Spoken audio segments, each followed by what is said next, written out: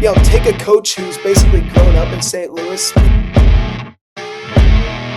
Fiercely loyal the players and the staff are to Zuma West. And we have right-handed pitching phenom Nick Moten here.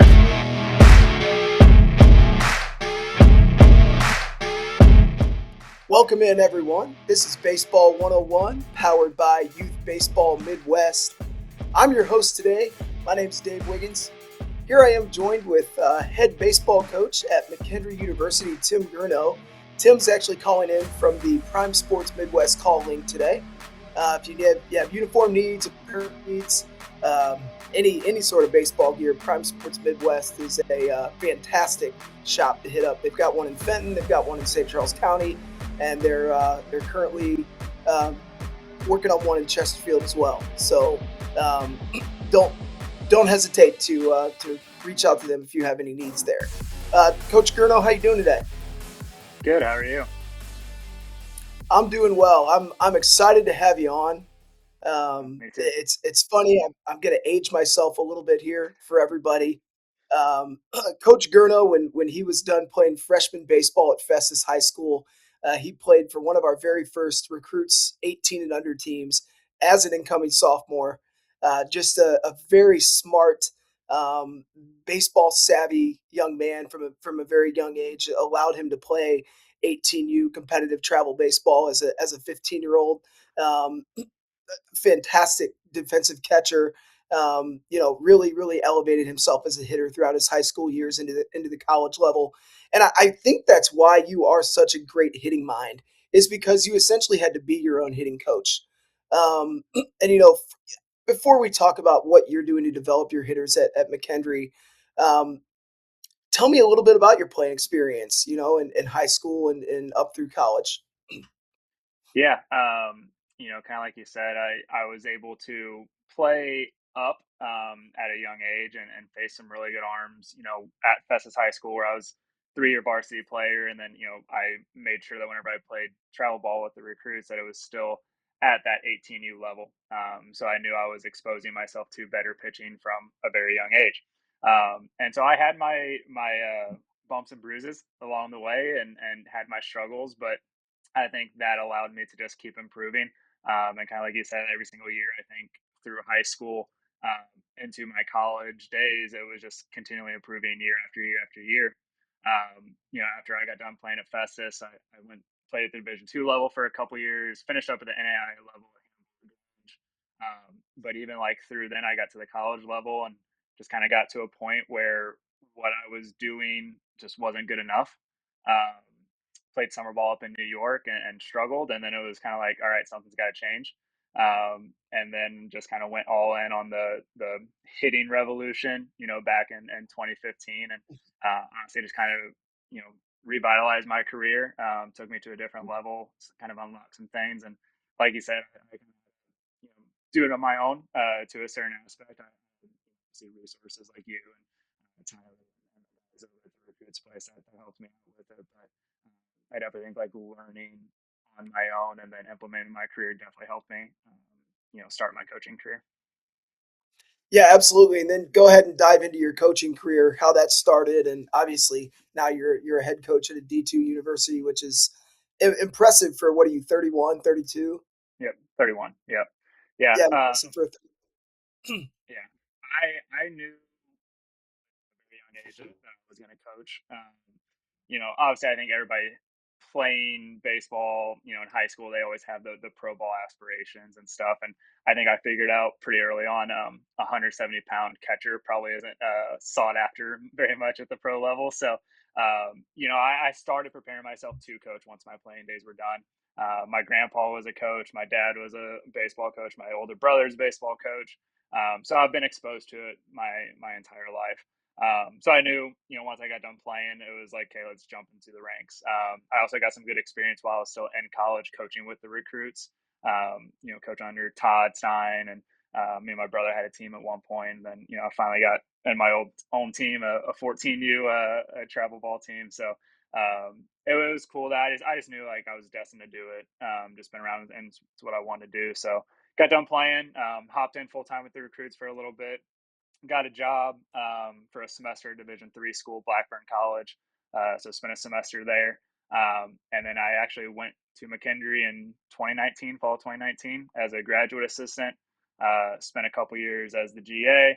Then I got bumped up to an assistant hitting coach role, recruiting coordinator role. So I spent 4 years doing that at McKendree, and then got promoted to the head coaching role. And I'm about to begin my third year on Friday as the head coach here.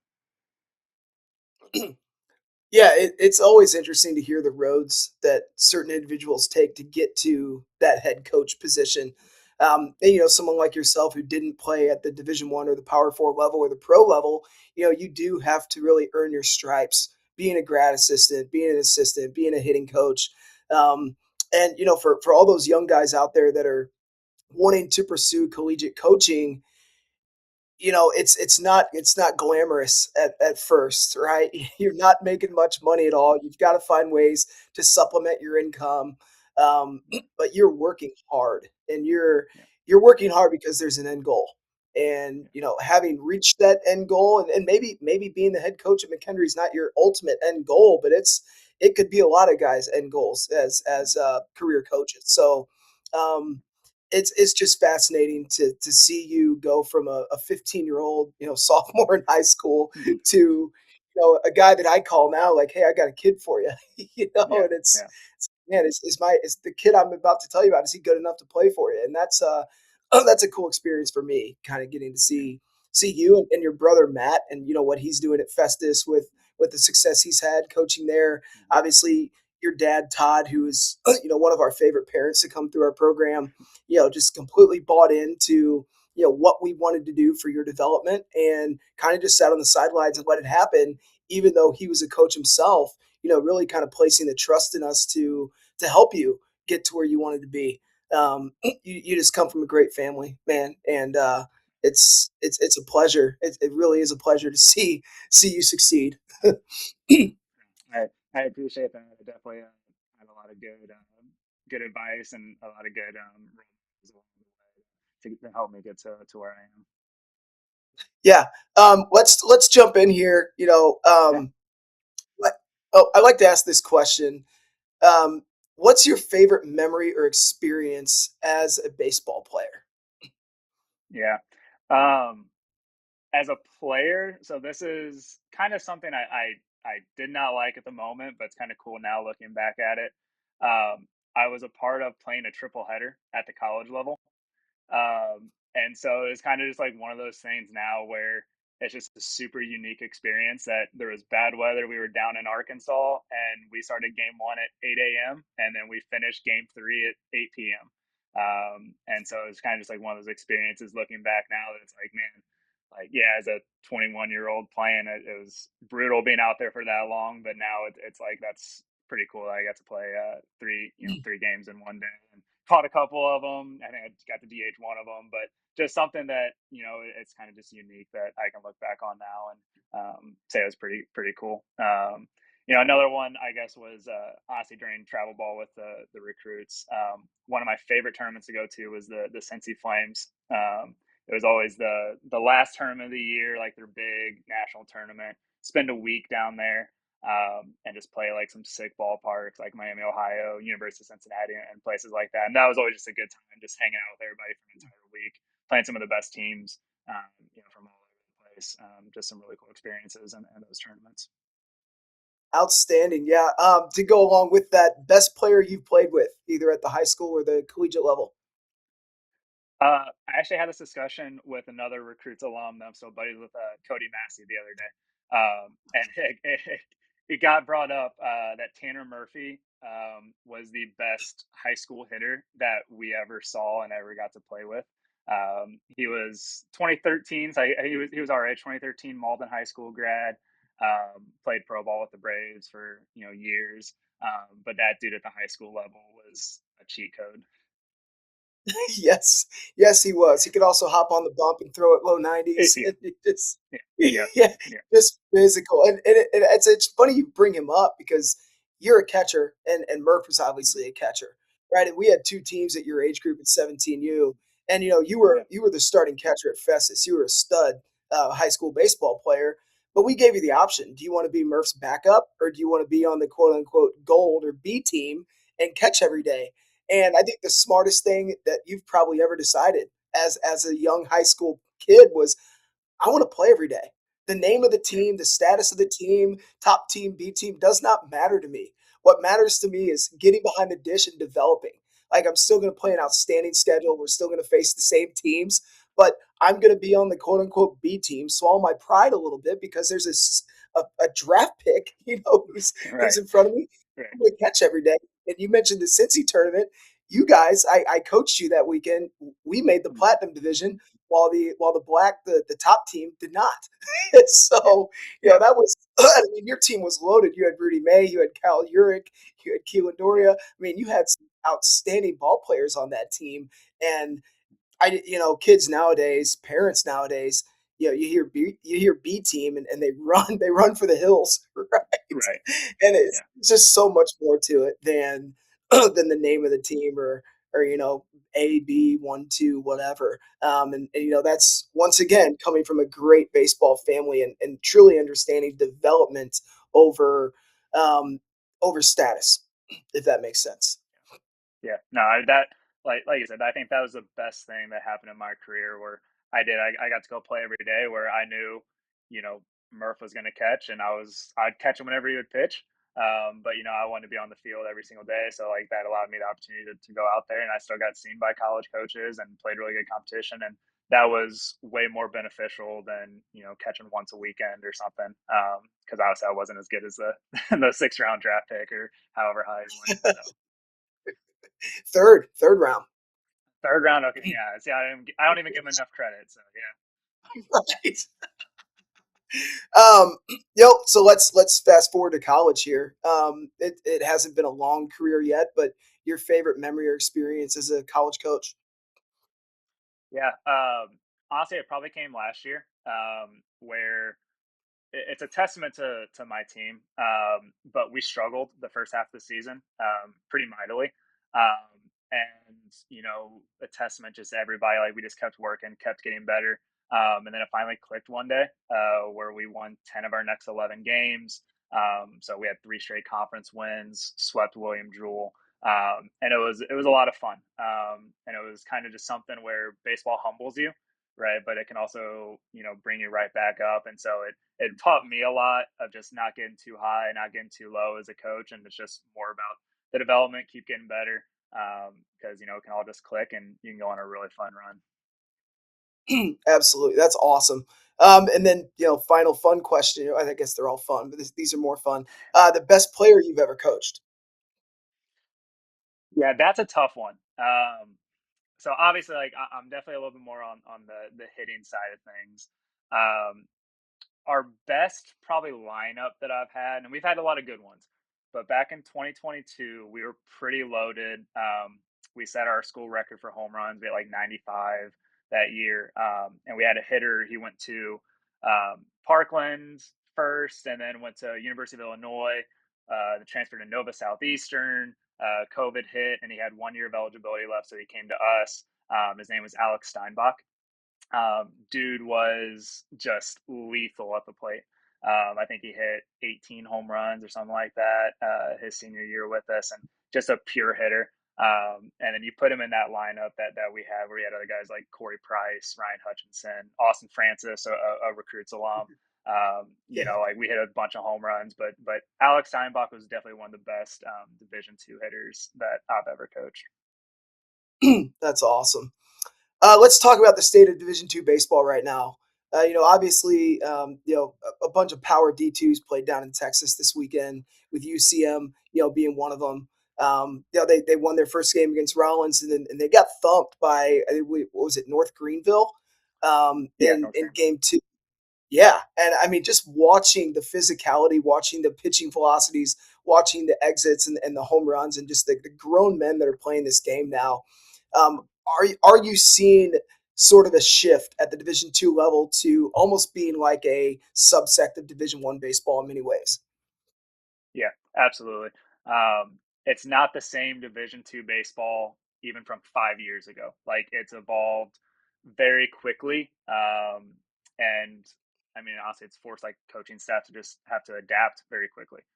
It's going to be year by year, but it's a different game. Like you said, like UCM, I mean, they're rolling out 90 plus arms every single weekend. A couple dudes 95 plus.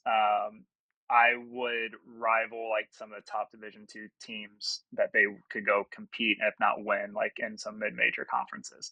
Um, it's just super, super competitive. Um, and it's a different brand of baseball than I think what people expect, at the Division II level, just from that stigma. Speak to your individual conference that you're in here in the Midwest. Talk about that and kind of what you see in that conference. Yeah, I mean it's kind of the same where we face 88, 91 on the mound every single weekend. That's kind of become the norm, right?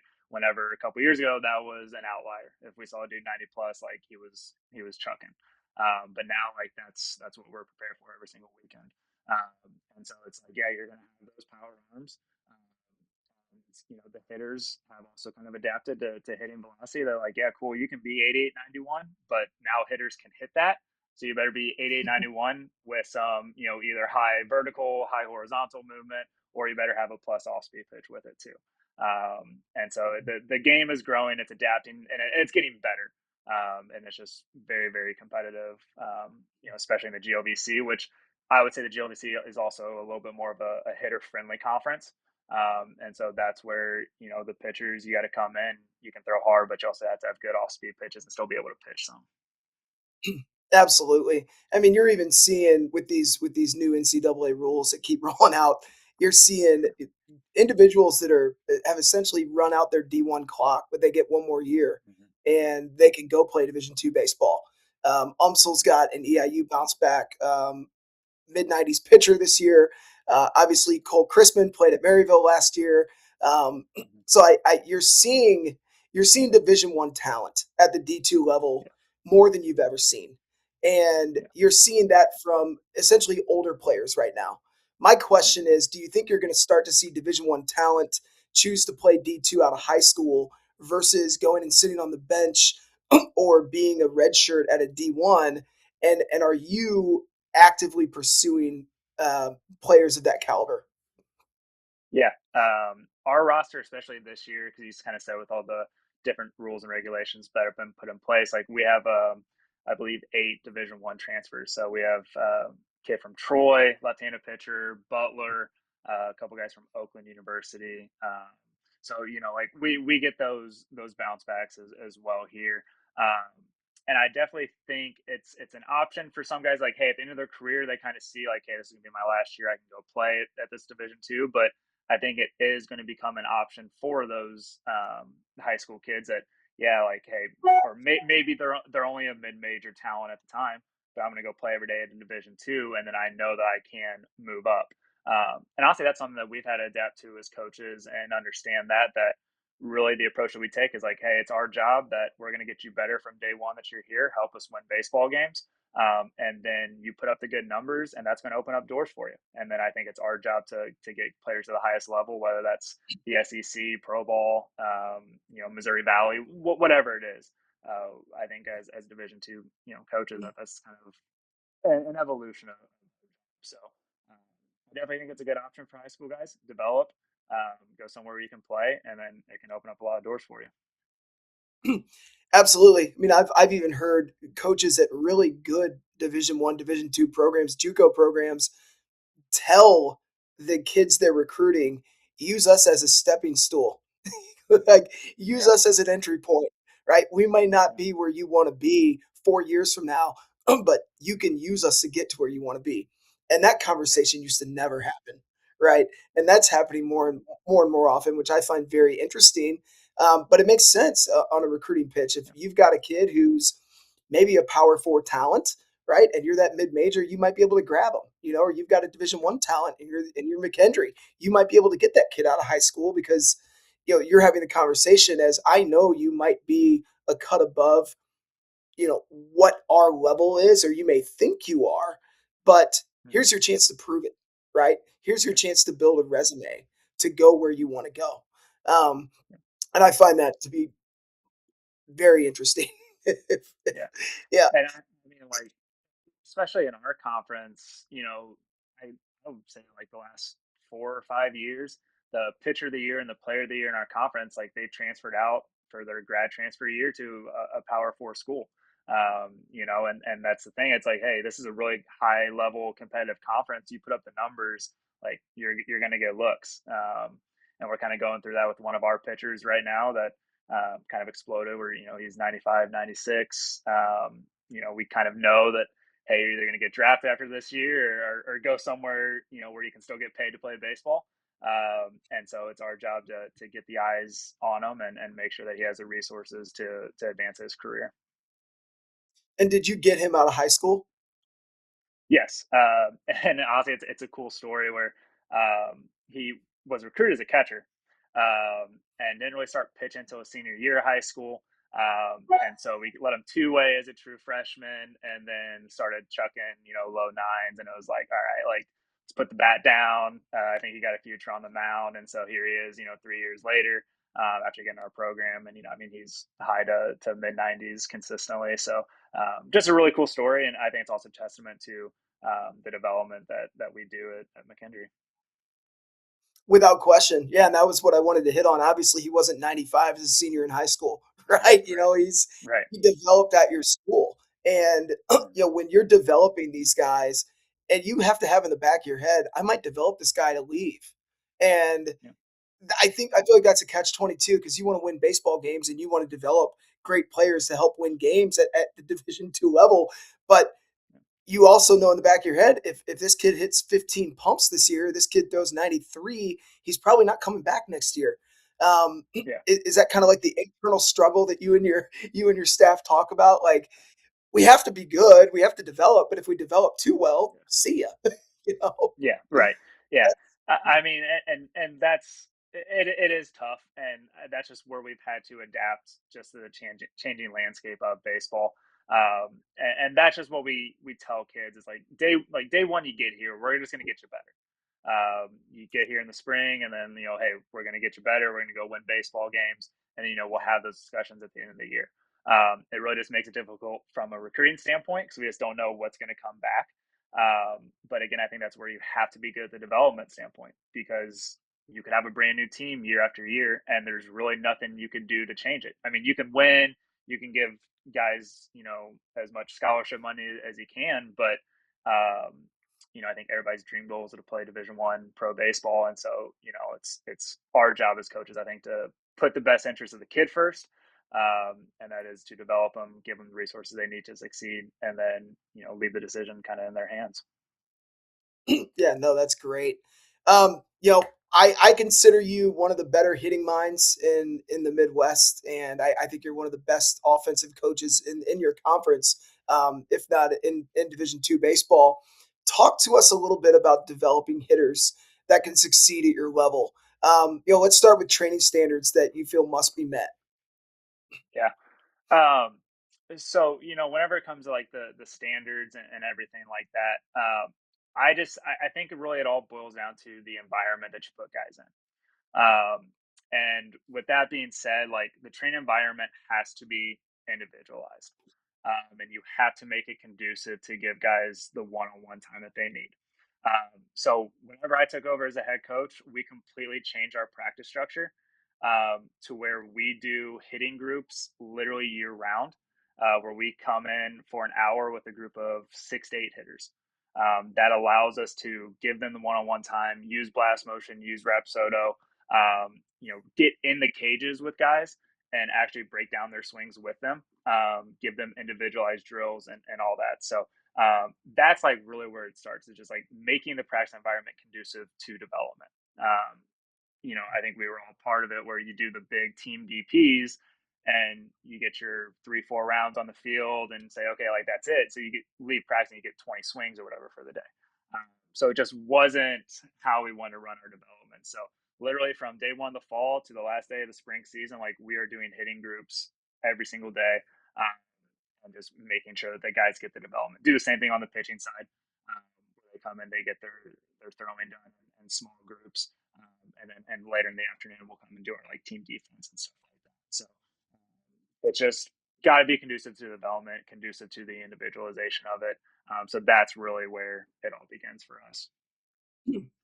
Yeah, and that's a massive advantage that college coaches have over high school coaches, right? You get these kids at the start of the fall all the way through the season. There's no bylaws or rules really keeping you from having contact with them.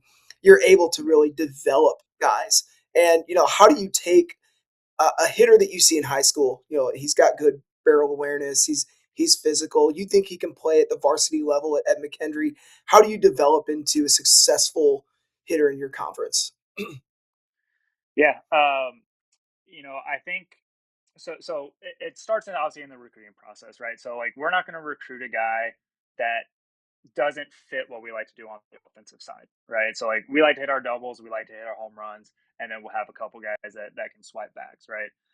So that's where we're got to do a good job recruiting and making sure we get those guys because I don't want to recruit the singles hitter and then you get to campus about all right now you got to hit home runs. Like it's just it's not always going to happen.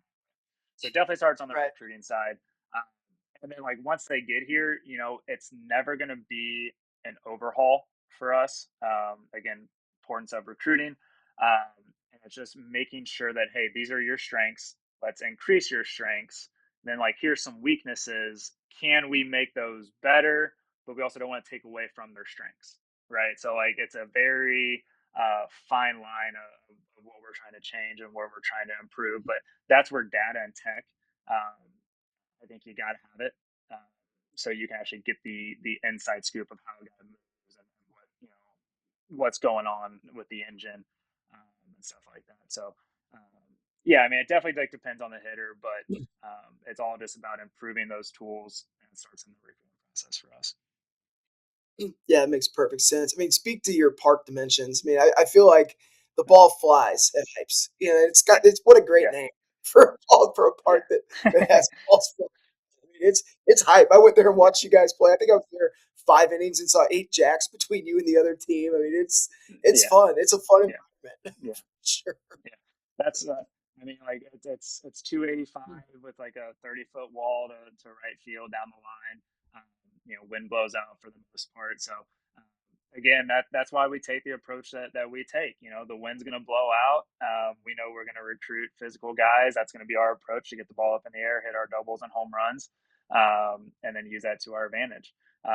But also at the same time, like we're not going to play every single game at home, so we're going to go play at big ballparks. The wind's going to be blowing in, and that's where we also got to be good hitters, make good swing decisions, and then be able to adapt to our conditions. And if it means taking our single line drive over the shortstop's head, like we got to take that. So it's not just selling out, for the home run all the time. So also got to be good hitters. But yeah, whenever the wind's blowing out, we're seeing the ball well. Like, hey, let's let it fly and let's have some fun. Yeah, you mentioned the use of tech, Rhapsody, blast motion, just a couple of approaches you use with that tech. Yeah. Start with blast motion. I think it's good. You know, everybody can see stuff with their eyes, but that only gives a piece of the puzzle. So like blast motion allows me to really see what angles guys are creating. And honestly, there's a lot of times that I might look at something and it kind of looks off, but then I'll slap blast motion on to double check my eyes, and then it's actually okay, right? I think a lot of times guys, especially at our level, are, in my words, like good compensators, where they have some kind of inefficient move, but they're older, they've learned how to deal with it their entire life. And so, whenever you look at blast motion, like the numbers check out just because they've learned how to compensate with some of those inefficiencies. So um, that's just where, you have to kind of be careful of making changes, and you got to have, I think, some proof and some data to like, hey, is this the right way to go? And so that's kind of the main thing with blast motion, with like vertical bat angle, the connection scores and stuff like that. Bat speed's obviously pretty easy to measure there. We want to swing the bat as fast as we can, but we also have to keep a good direction. That's where like using the 3D swing tracer helps us out with that. They're like, hey, your bat speed on this swing was 78, but you're swinging to the third base dugout because you're just spinning. So it's like, hey, let's try to be 72 and then keep our direction, through the middle of the field. So just being able to break it down, but also show guys these numbers helps with buy-in as well. The Rapsodo is great, especially like now where our field's covered in snow.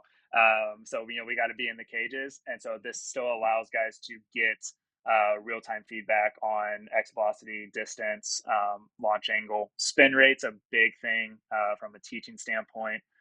And we pair that a lot with our blast motion because you have to have context with the blast motion of pitch location, pitch speed, the approach angle, all that stuff. So like we're able to kind of see, okay, your vertical bat angle was here because it was low and away, or your vertical bat angle was here because it was up, and then this is the spin that you created. Maybe because you were too flat, you clipped it, things like that. So we use each separately, but like we also have to have context with both, so we're able to pair like that.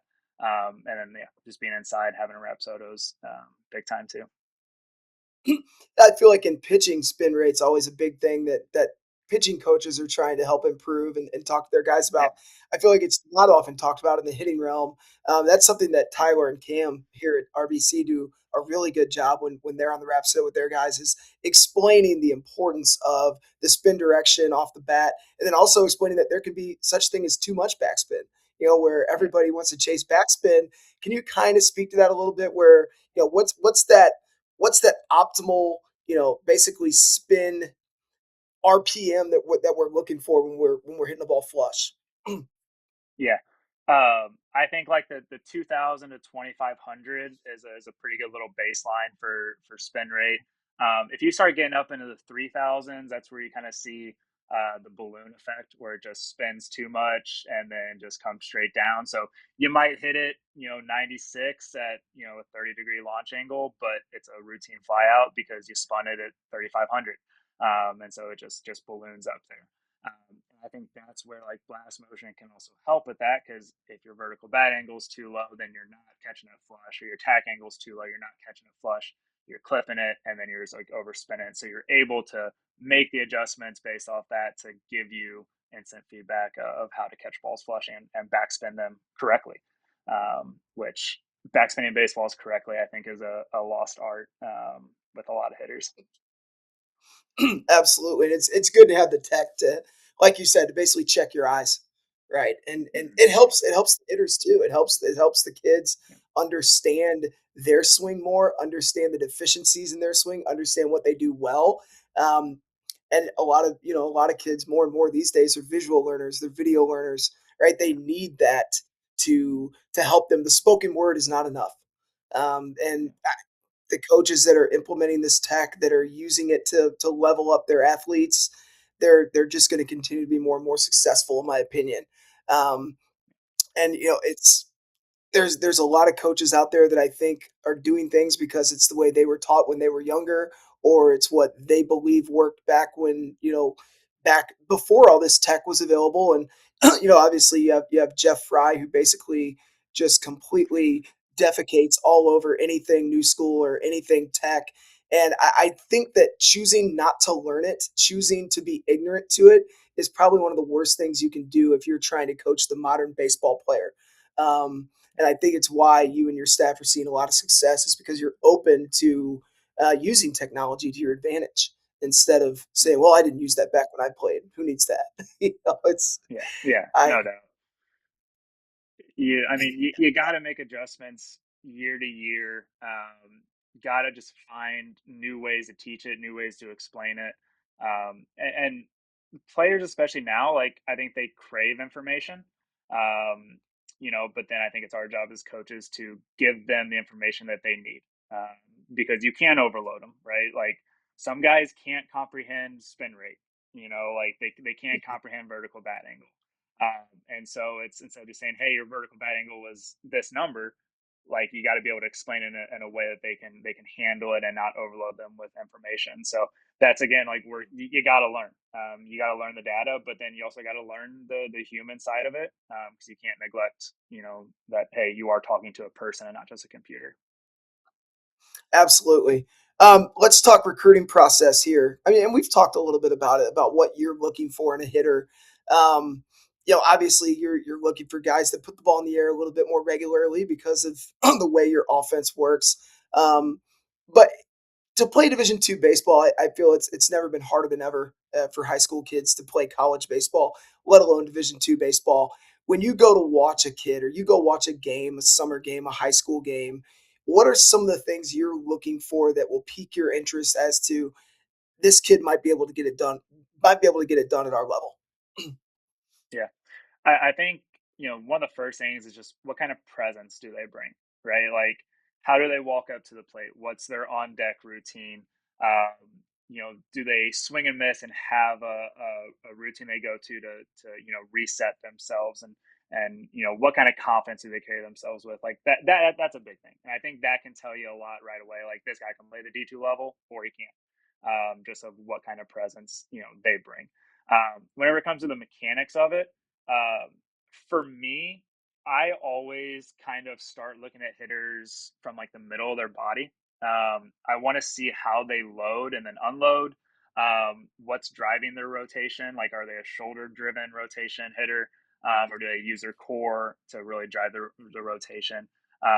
And so it's always a little bit easier, whenever they load properly and they use their core correctly, to make that transition to the D2 level a little bit quicker.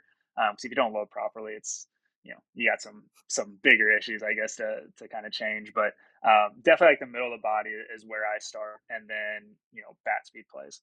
You got to be physical. You got to be able to handle velocity, and so bat speed, middle of the body with mechanics, and then presence is kind of our big three.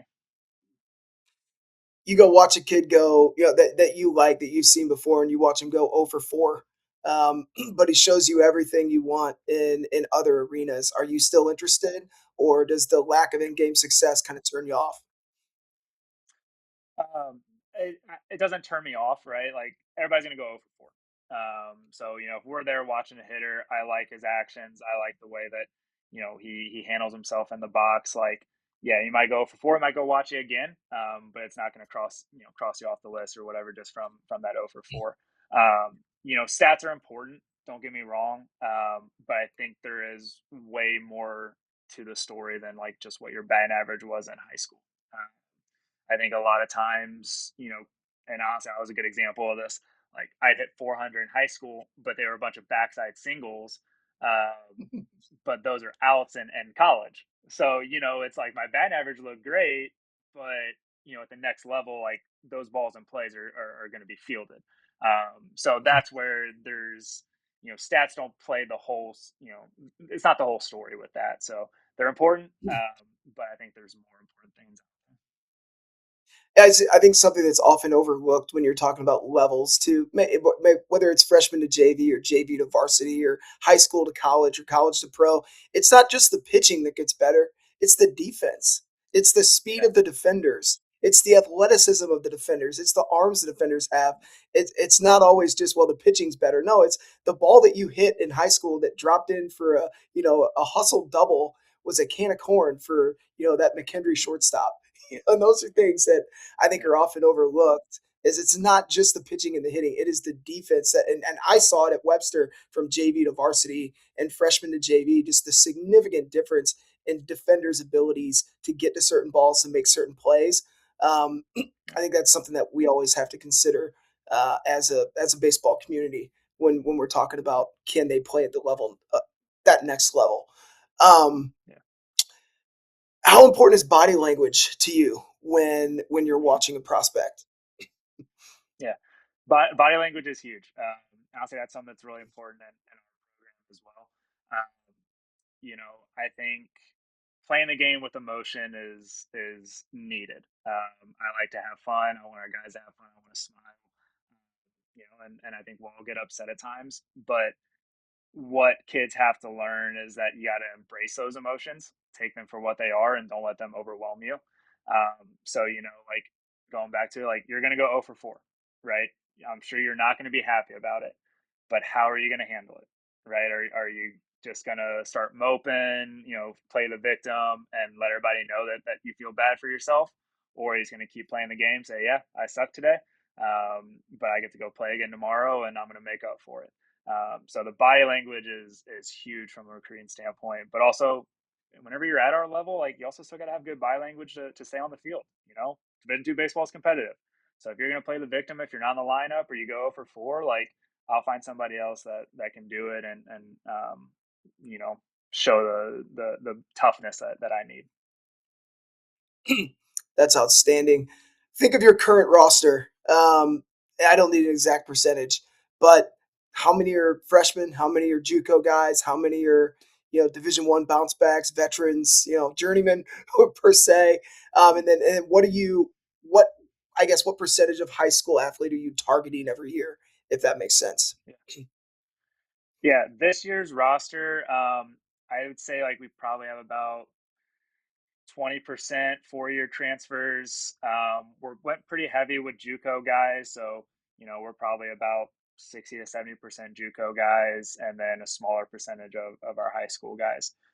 With that being said, like we're gonna have true freshmen starting for us, in the outfield. We're gonna have a true freshman that might start for us on the mound, but if he's not starting on the mound, he's gonna play a big role in our bullpen as well. So, um, you know, I don't necessarily have a percentage that I like or a way that I like to lean, like with JUCO guys or portal guys or high school guys. I just want guys that are going to help me win baseball games. And so I don't care who that is, where you come from. Like if you help me win baseball games, we'll get you on the team and you'll get on the field. But just kind of how things have fallen the last couple of years for us, we've had to go a little more portal and JUCO heavy. But we still like our high school guys, whenever they can come in and make an impact right away. That's awesome. Speaking of that, help us understand JV baseball at the collegiate level. Yep. I don't think a lot of people understand that a lot of these programs have JV teams and really what the purpose is for those. Yeah. Yeah. I think it's a great option for kids that they just need more development. They're late bloomers, or maybe they went to a really small high school and just didn't get the attention that they needed. And so this is a way to get into a program, develop, play, and then just keep getting better. So like for us personally, every single year that I've been here, even as an assistant coach, we've called guys up from JV, whether it's in the fall or maybe in the spring if we need some extra help on the mound. We've called guys up because they've just gotten better, right? They might get to campus as a 80-mile-an-hour arm, but then they get into our development programs, our weight room, stuff like that. And then, now they're 88 because they found a weight room. And now they can help us out on varsity right away. So it's definitely like a cool kind of dynamic. Not for everyone, and we get that. But there is a new rule at the Division II level. This is the first year of it that guys, true freshmen, can play 15 games and keep a year of eligibility. So this is a way that, hey, if you're a true freshman, maybe you could go to a JUCO. But even with how competitive that is right now, maybe you don't play. So you could go be a part of a JV team, play in your 15 games against those same JUCOs, save a year of eligibility, stay in our program, get better, and then who knows, what can happen the next year. So it's definitely a way for us to just develop some of those guys that maybe just need extra development, but they can still play games and then stay in our program for a couple of years instead of having to transfer, 2-3 times. How does that work for pitchers? Because I feel like if I'm a freshman pitcher, I'm almost guaranteed a free year, even if I'm playing at the varsity level, because Right. at 15 games is a lot of games, unless I'm a super No. reliever, right? Yeah, right. Yeah, and that's like we have one arm that's doing that where they're on varsity, but just not ready to make a big impact for us this year, which is fine. So instead of redshirt and sit on the couch all year while we go play games, it's like, hey, you're gonna go play your 15 games for JV, still get your innings in, and then you'll be a redshirt freshman next year and be ready to go at the varsity level. So it's definitely a cool dynamic that a lot of people just don't understand that you can still go play games, go play those JUCOs, keep a year of eligibility, and then stay in our program, get familiar with it. And it just makes the transfer process a whole lot easier than going to a JUCO for 2 years and then having to look for another school after that. Yeah, I think it's outstanding. More and more kids are going to school for 5 years to get 4-year degrees anyway, right? I mean, if you go for 5 years, you're 1 year away from your master's. So I think it's a way that they can really put an importance on the education piece because they are going to Mm-hmm. school. They're also playing baseball, but they're going to school. They're getting an Yeah. education. professional baseball is not for everyone. It's barely for anyone. I think that is one of the great things that the NCAA has done, and it makes Division II baseball even more attractive. Thanks to that. One final thing about your program before I ask you my final question: how important is the performance aspect, the SNC, the weight room for your guys and for your program? Yeah. I'd say that's the biggest difference maker.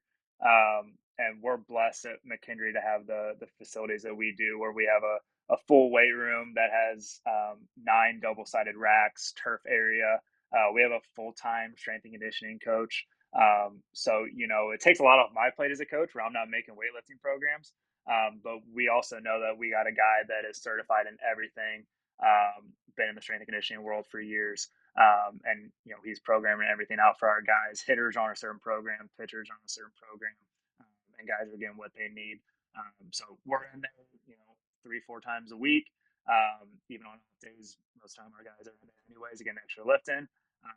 But it's a big difference maker, and then you got to have the facilities to do that, and that's where I think at McKendree it's going to be tough to find better at the Division II level of having the full-time strength coach and then the facility that we do have. Yeah, that's huge. That's fantastic. Final question, maybe one of the more fun ones for you. Give us an early season outlook. What do we expect from the Bearcats this spring? What's the state of the union over there in Lebanon? Yeah. No, we're excited. We open up Friday down in Tennessee against Union University.